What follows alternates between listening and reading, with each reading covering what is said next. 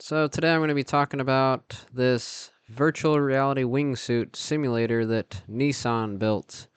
They used a giant robotic arm, and somehow this thing barely has any real footage online. That is the weird part. This was called the Dongfeng Nissan VR Wingsuit Flying Experience Platform. The idea was simple. Strap a person into a wingsuit position, lift them with a robotic arm, put them in virtual reality, and make them feel like they are flying through cities, mountains, caves, and deserts. That is not a normal car promotion. That is Nissan looking at an auto show and saying, what if instead of talking about horsepower, we let people pretend to jump off a cliff? And honestly, that is cool. Regular virtual reality is fun, but your body still knows you're standing in a room. With this, the robot arm actually moves you. Your eyes see flight, your body feels motion, and your brain starts buying the lie. It is like seeing heat shimmer on the freeway in Arizona. You know there's not a lake at the end of the road, but for half a second your brain wants to believe it.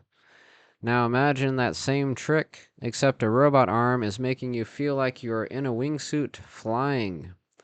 But here's the strange part. This was Nissan.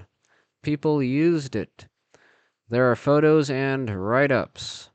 Yet when you look for clean footage of people actually riding it, all I could find was a 20-second video and a few pictures. Now, how does a major car company strap people to a flying robot arm and the internet barely saves the evidence? That is like hearing somebody built a roller coaster inside a Scottsdale mall, but all we have is 3 photos and a rumor.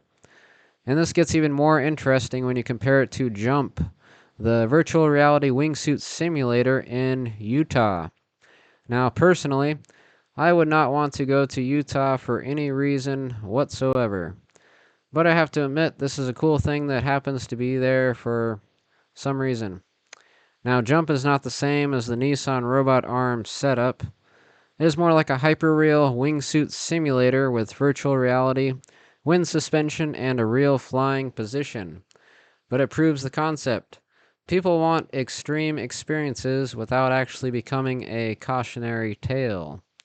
Most people are never going real wingsuit flying. That is not something you casually try after a breakfast burrito at a food truck. But a simulator gives you the fantasy without the cliff. And that is where the business idea comes in. Imagine a building in Phoenix, Tempe, or Scottsdale full of robotic arms carrying people through virtual reality worlds. Wingsuit flights over the Grand Canyon. Space missions. Superhero flights over downtown Phoenix.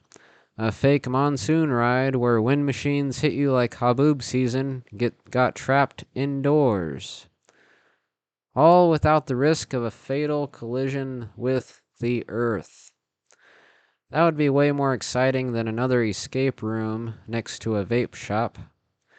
The hardware stays the same, but the software keeps changing. Today you fly through the desert. Next month you dodge asteroids. Halloween turns the virtual reality experience into a haunted mine shaft. Same robot arm, new virtual reality experience ride. Fresh reason to come back. So Nissan may have accidentally shown us a business from the future.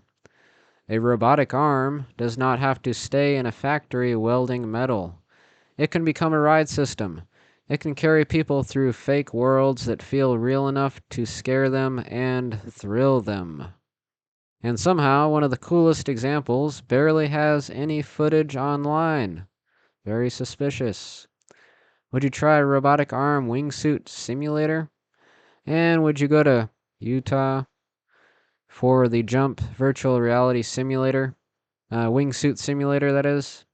Even if going to Utah sounds like a side quest nobody asked for or wanted, let me know in the comments.